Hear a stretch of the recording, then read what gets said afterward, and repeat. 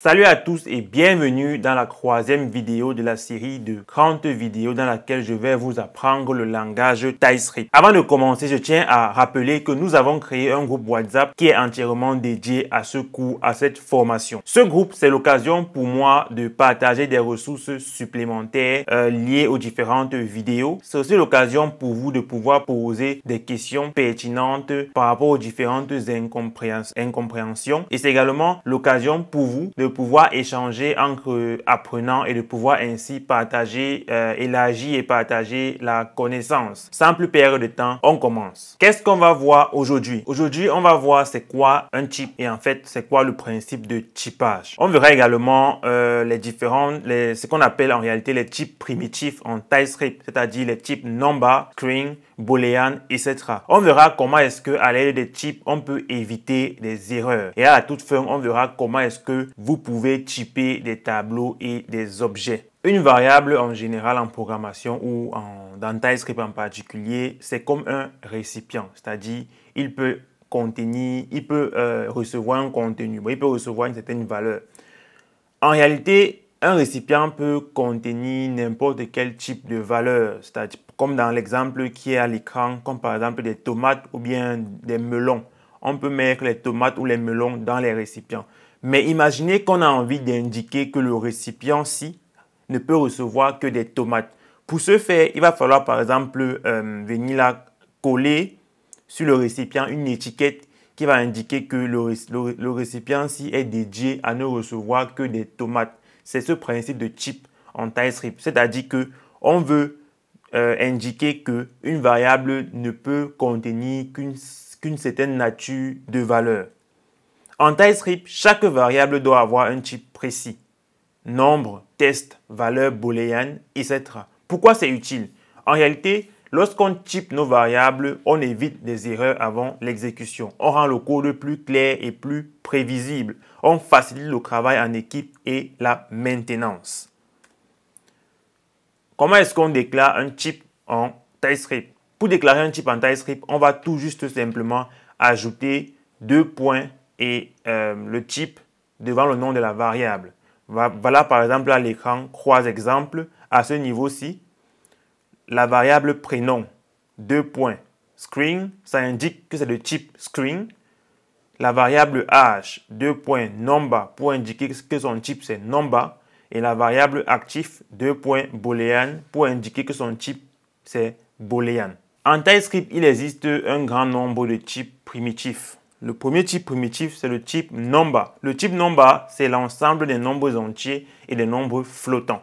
Comme par exemple là à l'écran, prix, deux points de type number peut recevoir par exemple, ne peut recevoir que des nombres et ne peut recevoir que des nombres entiers et des nombres flottants, c'est-à-dire les nombres décimaux en réalité. Donc si je parle là, sur mon éditeur de code et que je définis une variable quantité de type number et que je mets à l'intérieur comme ça, je peux imaginer là, je prends ma variable. Lorsque je mets number, est-ce que je peux par exemple mettre du test? Lorsque je mets number, est-ce que je peux mettre du test? Vous voyez là, TypeScript indique qu'il y a une erreur. Il indique qu'il y a une erreur. Ça comprend que non, ça ne peut recevoir que des nombres entiers ou bien des nombres flottants. Un autre type primitif, il s'agit du type string. Il s'agit en réalité d'une chaîne de caractères. Donc, lorsque tu indiques que ta variable est de type string, la variable ne peut recevoir que des chaînes de caractères.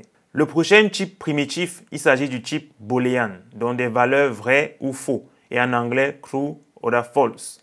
True or false. Donc, lorsque tu indiques que ta variable est de type, comme la variable qui s'affiche actuellement à l'écran, la variable x actif, deux points boolean, ça ne peut recevoir que des valeurs true ou bien la valeur false. En TypeScript, il existe également les valeurs qu'on appelle les valeurs absentes, c'est-à-dire les valeurs null et undefined. Undefined, c'est un peu comme inexistant et null, c'est un peu comme vide. Si je prends l'exemple du récipient tout à l'heure, je vais dire que null, lorsqu'on dit qu'un récipient ou une variable est null, ça veut dire que la variable ne contient rien.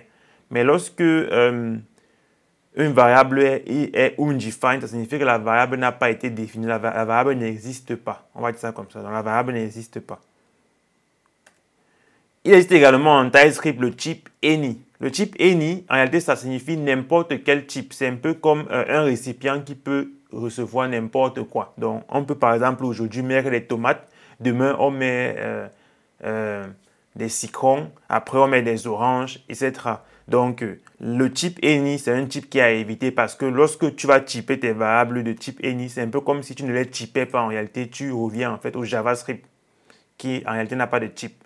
Donc, lorsque tu indiques le type any, c'est un peu comme si tu n'indiquais en réalité pas de type, ou du moins, c'est un peu comme si tu indiquais un type, mais de façon implicite et non explicite. Comment est-ce que j'indique, comment est-ce que je vais typer une fonction? Je vais par exemple prendre là l'exemple d'une fonction qu'on pouvait par exemple faire comme en JavaScript. Par exemple, disons qu'on crée une fonction addition qui va prendre par exemple A et B. Et ça va retourner la somme de A plus B, comme ça.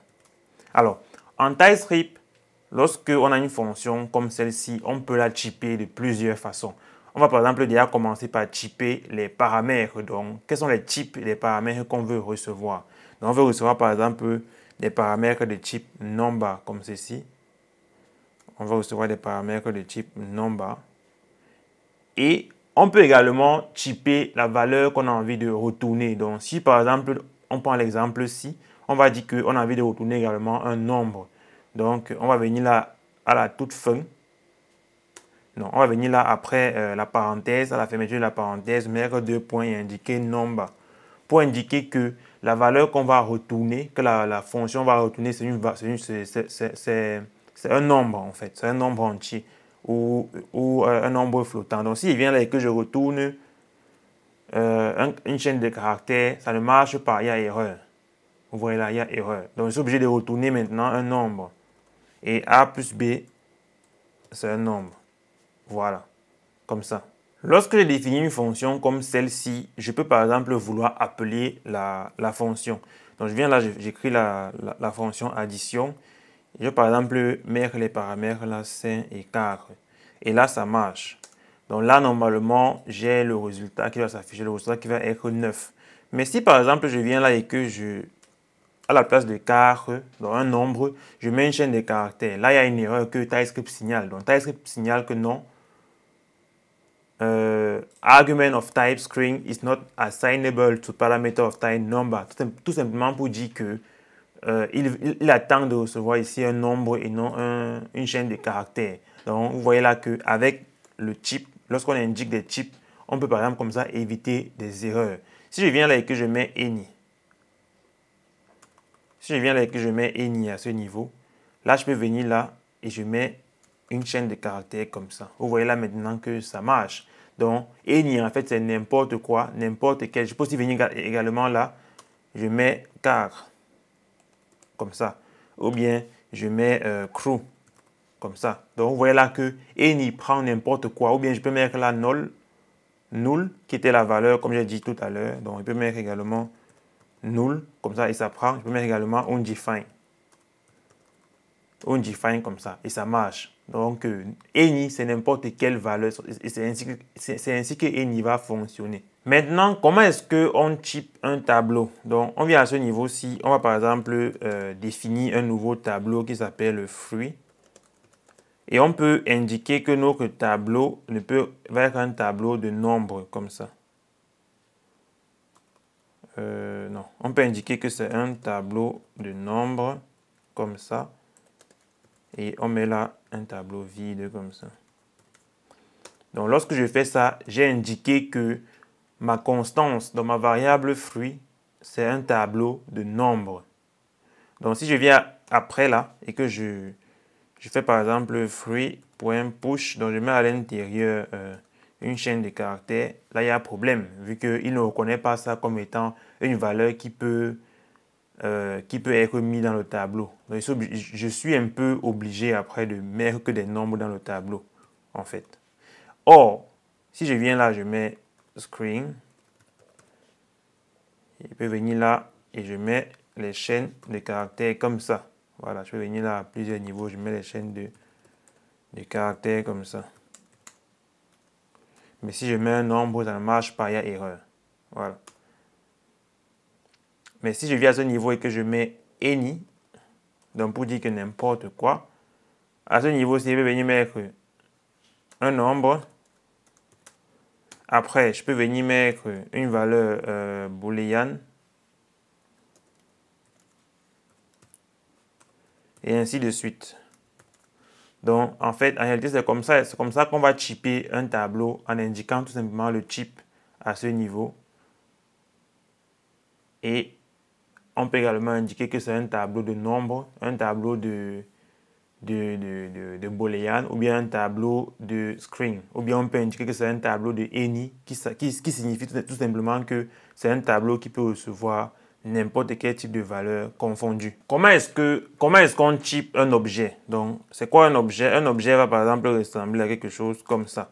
Un objet JavaScript va ressembler à quelque chose comme ça. Donc, on peut par exemple créer ici un objet personne qui a par exemple âge, disons 18, et name, disons Cédric, comme ça.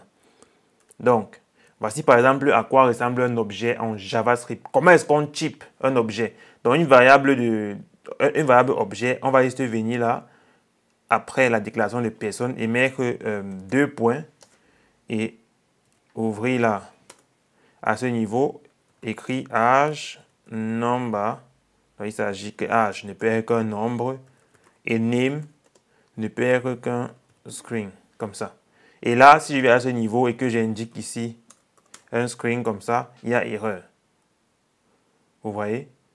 Donc, je suis obligé maintenant de mettre au niveau de h une valeur précise. Vous voyez là maintenant que en mettant les types de cette façon, je peux par exemple rendre mon code un peu plus strict en évitant certaines petites erreurs. Par exemple, là, je veux absolument avoir âge comme étant un nombre. Donc, avec TypeScript, j'indique que âge ne peut être qu'un nombre. Et lorsqu'une personne ou un autre développeur va venir à ce niveau et modifier, ou bien par erreur, imaginons que par erreur, je modifie ça. Là, je vais directement voir qu'il y a erreur dans mon fichier et venir là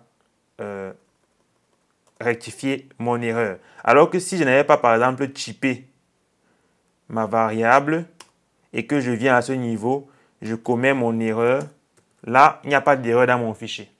Donc, c'est pour ça que le typage, c'est pour ça que les types vont venir comme ça, éviter certaines petites erreurs qui peuvent se passer pendant le développement, pendant la programmation. Pour illustrer tout ça, voici un exemple en image.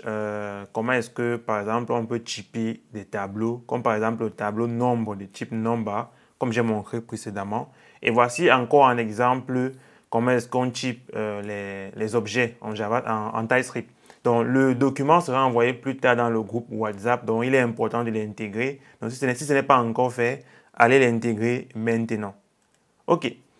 Maintenant, on a vu vraiment beaucoup de choses aujourd'hui. On a vu comment est-ce qu'on type des variables et des tableaux et des objets. Ça, c'était pour aujourd'hui. Et voici l'exercice que je vais vous demander de faire. Donc, voici l'exercice. Ça sera envoyé dans le groupe WhatsApp également plus tard. Donc, voici l'exercice. Je vais vous demander là de déclarer des variables suivantes avec le bon type. Prénom, une chaîne de caractères, âge, un nombre, est étudiant, un booléen, matière, un tableau de chaîne de caractères contenant des matières scolaires, maths, informatique. Crée une fonction présentation qui prend ces informations en paramètres et retourne une phrase formatée et affiche le résultat de la fonction dans la console. Donc voilà le travail à faire. Le document va être envoyé dans le groupe WhatsApp. Donc si ce n'est pas encore intégré, voici une fois de plus le QR code. Donc scannez ce QR code et intégrez le groupe WhatsApp dès maintenant. Et c'est là-bas que tout se passe. Demain, je donnerai une solution à l'exercice. Donc, c'était tout pour aujourd'hui. On se dit à demain pour la prochaine vidéo. Ciao!